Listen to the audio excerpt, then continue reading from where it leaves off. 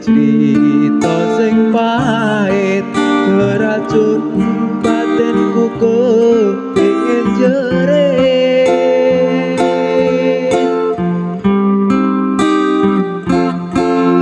lereng arko wilis dadi saksi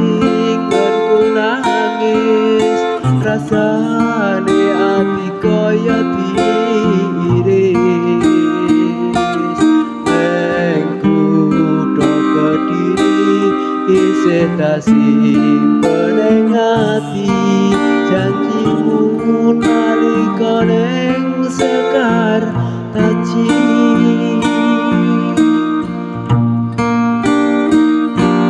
kaya sumendaleng nyawa kang cinakut saka raga kowe pamit lunga mekatarine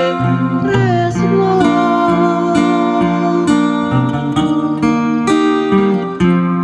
angrusa tali akrama kowe lali kowe citra kowe kepencut marang nafsune Durjana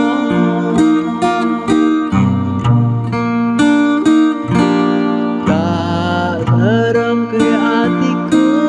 senajan kesiksa batinku aku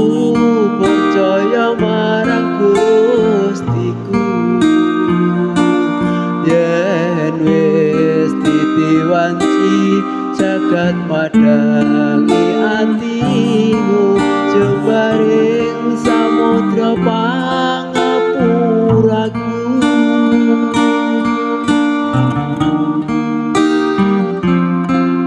lereng arko wilis dadi saksi nggonku nangis rasane ati kaya diiris neng kutha Kediri isih tak simpen ing ati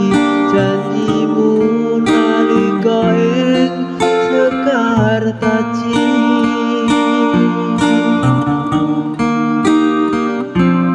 kaya sumendaleng nyawa kang cinakut saka raga kowe pamit lunga mekatarine tresno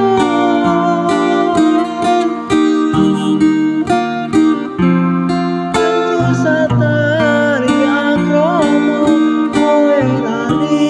kowe citra kowe kepencut marang nafsune Durjana